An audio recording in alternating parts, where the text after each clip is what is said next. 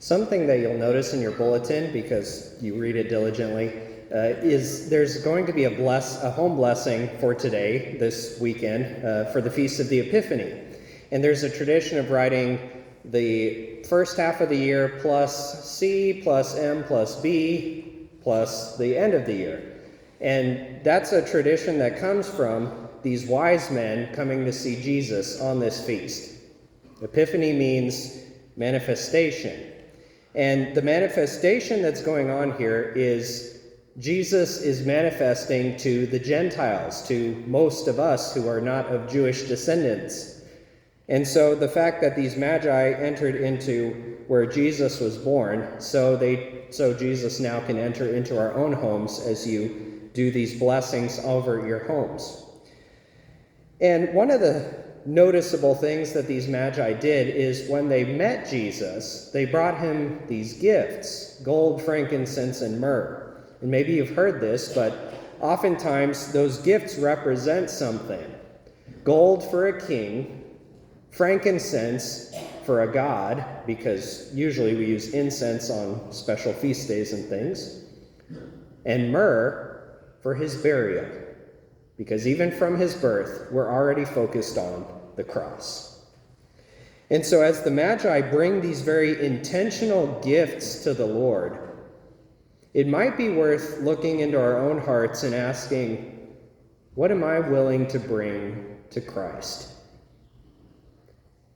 And then asking the deeper question, what am I not willing to bring to Christ? Because I know, being in this parish, I've seen a tremendous amount of generosity financially, but with time, with efforts, with relationship, with all sorts of things. And it's a beautiful and wonderful thing to watch. And what's terribly interesting is the things that we don't want to give. Maybe in particular, those dark places of our hearts that we're kind of guarding and trying to somehow hide from the God of the universe. For instance, I think one thing that at least plagues my mind is it's hard to give up my busyness. And I say that because we live in a culture that screams your identity is in what you do and not in who you are. The American culture is built on capitalism, and so you can be a self-made person. If you only work hard enough, you can get enough money, and you can be successful, and you can show the world your value. And ideally, we as Christians don't buy into that. In fact, maybe intellectually we don't. We say, no, I reject all of that.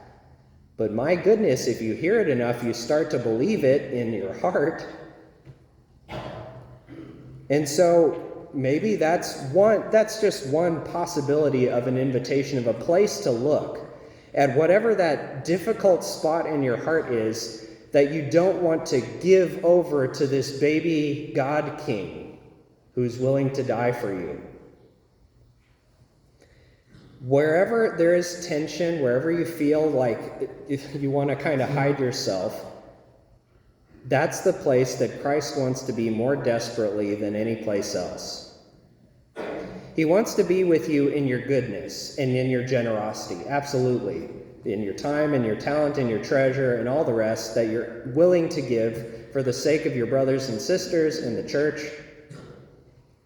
But he very particularly came and was born into this human family of ours so that he could touch that dark spot and transform it, to kill it, and then to bring new life from it.